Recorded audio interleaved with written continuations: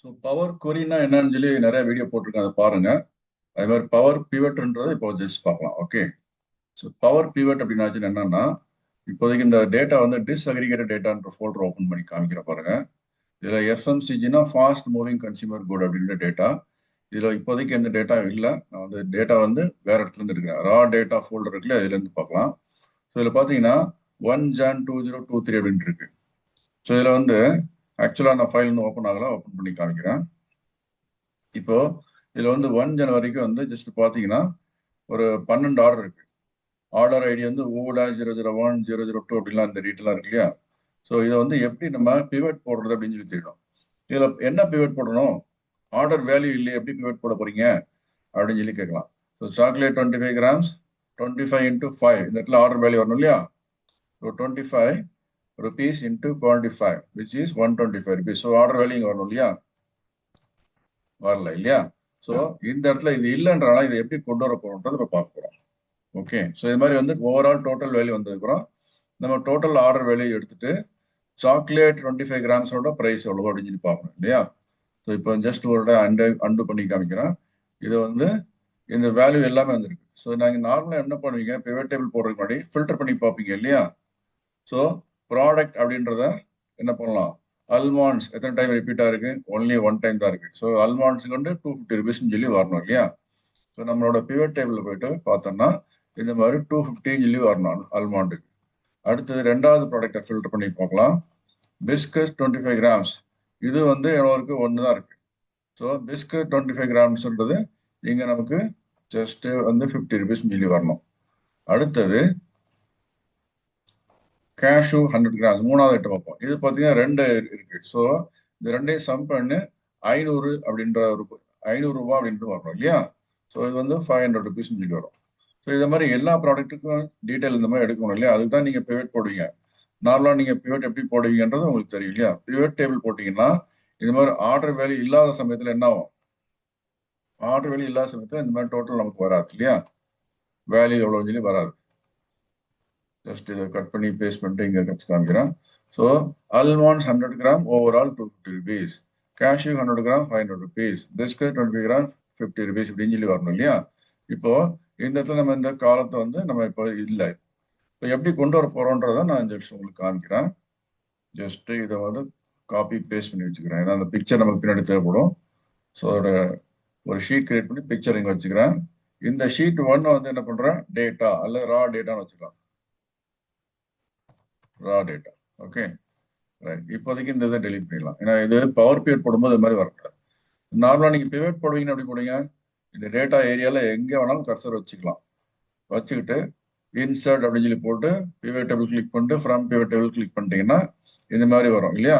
So இப்போ இதில் போயிட்டு new worksheet existing worksheet இருக்கு. நான் எக்ஸிஸ்டிங் ஒர்க் ஷீட்டில் போயிட்டு இந்த இடத்துல வந்து H1 எனக்கு இந்த பிவட் வரணும்னு சொல்லி கொடுக்குறேன். இப்போ இதில் பிவட்ல போய் பார்த்தீங்கன்னா இந்த ஆர்டர் வந்து என்னென்ன இருக்கு, குவான்டிட்டி மட்டும் தான் இருக்கு, பிரைஸ் மட்டும் தான் இருக்கு, இல்லை வேல்யூன்றது இல்லை இல்லையா.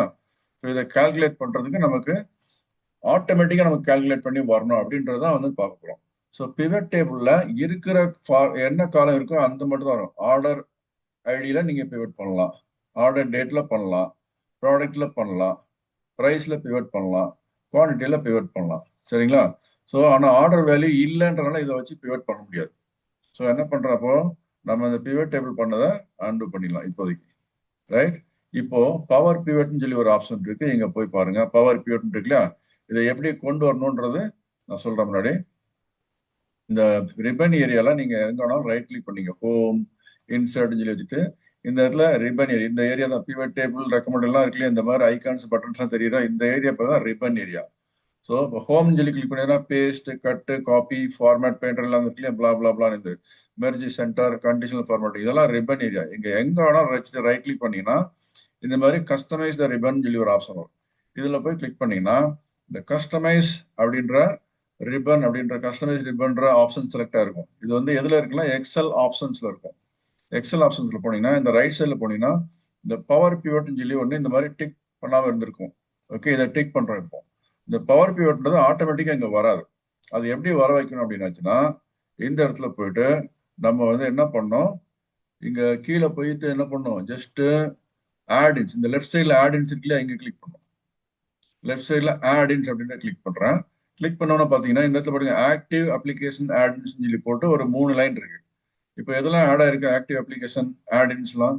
ஆட்இன்னா எக்ஸல்ல இல்லாம இருக்கிறத நம்ம கொண்டு வந்து இங்க ஆட் பண்ணி வச்சுக்கணும் இந்த டூல்ஸ் எல்லாம். Microsoft Power Map for Excel அப்படின்னு சொல்லி ஒன்று இருக்கு. Microsoft Power Pivot for Excel அப்படின்றதுக்கு அப்புறம் எக்ஸல் விங்ஸ் இருக்கு. ஸோ இந்த எக்ஸல் விங்ஸ் என்னோட ஆட்டோமேஷனுக்காக யூஸ் பண்றதுக்கு மேல பாத்தீங்கன்னா அதை ஆட் பண்ணிருப்பேன் இங்க. அது மாதிரி பவர் பிவட் இப்போதைக்கு ஆட் பண்ணிருக்கேன் இல்லையா இங்க. ஸோ இது என்ன பண்ணிருக்கோம் இதுல முன்னாடி வந்து இன்ஆக்டிவ் அப்ளிகேஷன் ஆட்இன்ஸ்ல கீழே இருந்திருக்கும் அதெல்லாம். புரியுதுங்களா?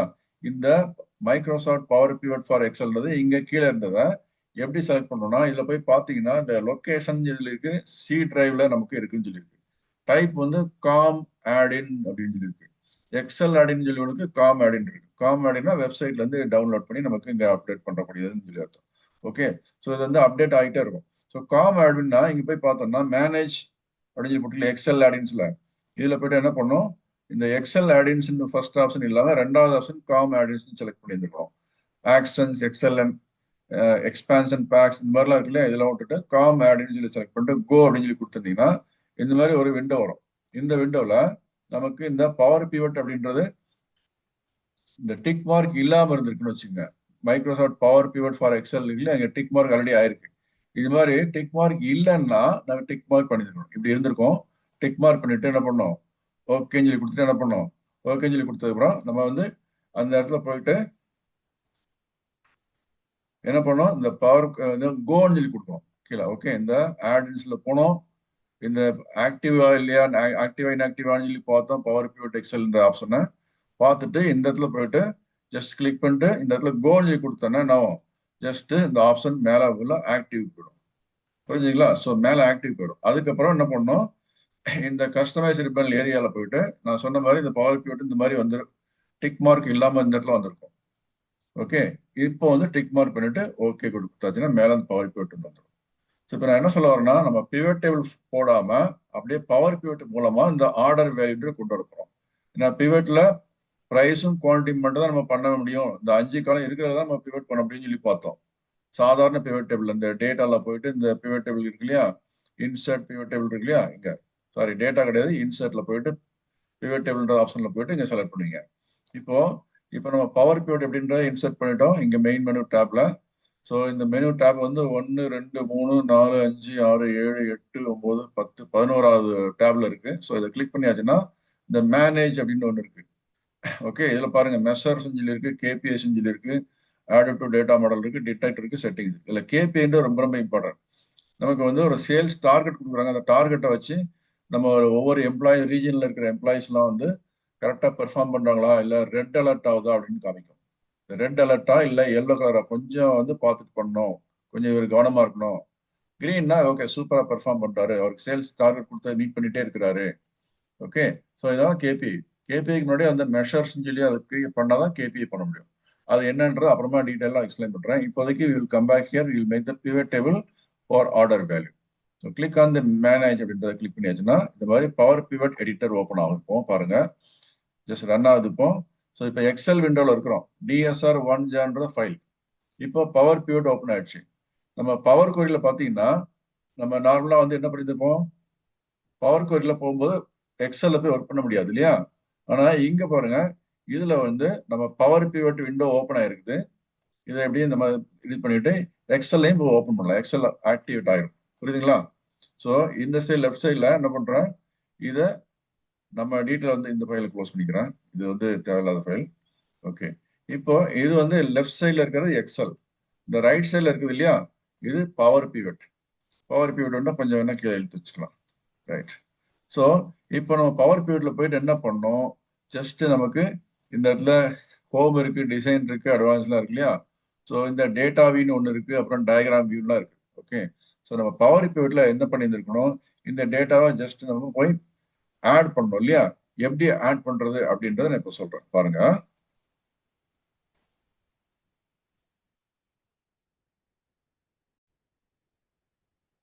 ஓகே, இப்போ இந்த எக்ஸல்ல பாத்தீங்கன்னா நமக்கு இந்த டேபிள்ல எந்த இடத்துல வேணாலும் வச்சுக்கோங்க கர்சரை. ஓகே, இந்த ரெக்டாங்கிள் ஏரியால எங்க வேணாலும் வச்சு இங்க வச்சுங்க இல்லை இங்க வச்சுங்க இங்க வச்சுங்க. வச்சுட்டு என்ன பண்ணுவோம் இந்த ஆட் டு டேட்டா மாடல் இருக்கு இல்லையா இதை கிளிக் பண்ணுங்க.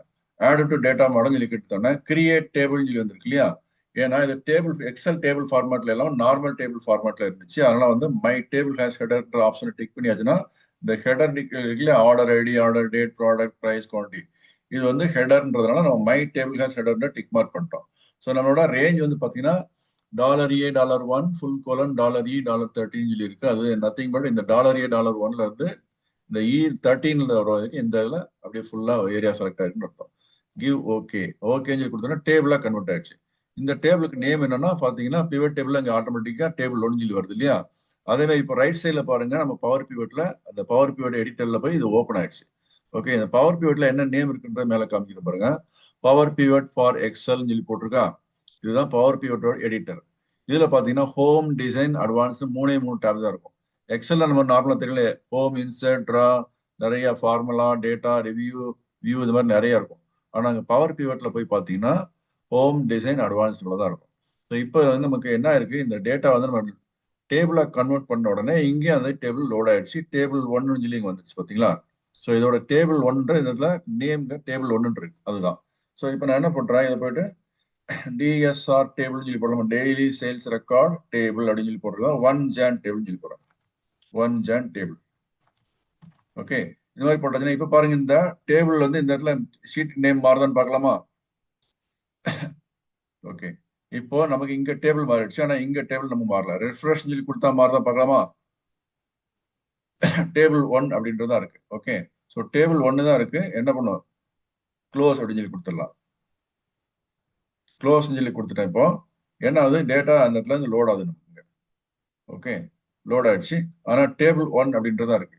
ஸோ எக்ஸல்ல இருக்கிற டேபிள் நேம் வந்து டிஎஸ்ஆர் 1 Jan டேபிள். ஒரிஜினலா அது அந்த இதை அப்படியே ஜஸ்ட் லோட் பண்ணிடுச்சு. ஓகே, ஸோ நெக்ஸ்ட் வந்து டேட்டா மாடல் சேஞ்ச் சொல்லி போட்டு select the work book to get the changes அப்படின்னு சொல்லி போட்டிருக்கு. இது வேண்டாம் இப்போதைக்கு நமக்கு.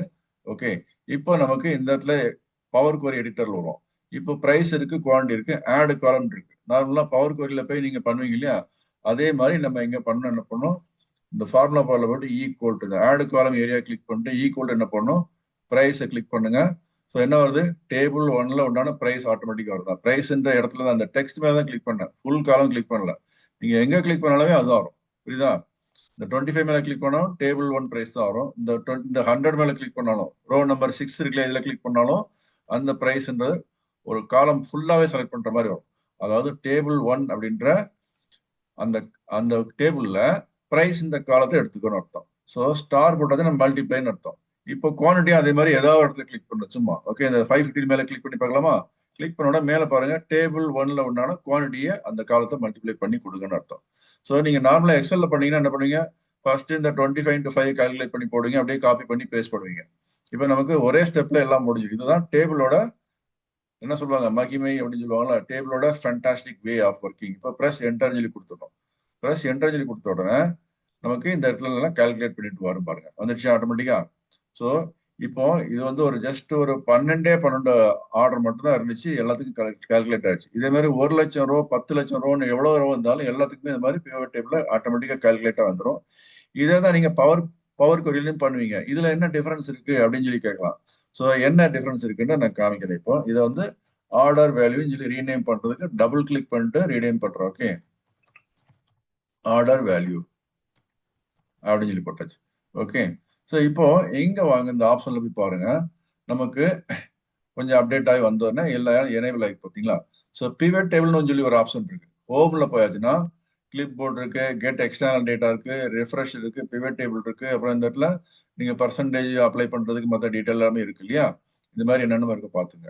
ஸோ அடுத்து என்ன பண்றேன், இப்போ நான் வந்து ஜஸ்ட் எல்லாத்தையுமே டோட்டலா ஈஸியா பாக்குறதுக்காக மேக்ஸிமைஸ் பண்ணிக்கிறேன். இப்போ எக்ஸல் நமக்கு விசிபிள் இல்லை. ஓகே, ஸோ இதுல வந்து என்ன பண்ணணும், பிவட் டேபிள் அப்படின்ற ஆப்ஷன் பார்க்கணும்.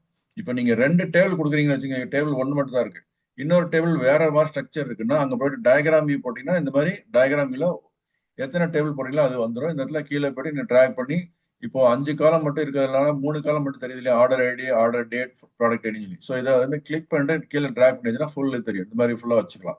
ஓகே, இப்போ டேபிள் 1 மட்டும் தான் இருக்கு. இந்த டேபிள் 1 நீங்க ஏதாவது ரீநேம் பண்ணணும்னா இங்கவே பண்ணிக்கலாம். ஸோ நான் என்ன பண்றேன், இதை டபுள் கிளிக் பண்றேன், டிஎஸ்ஆர் டேபிள் அப்படின்னு சொல்லி போடுறேன். ஓகே, டிஎஸ்ஆர் டேபிள் 1_1 Jan 2 3 அப்படின்னு சொல்லி போட்டுக்கலாம்.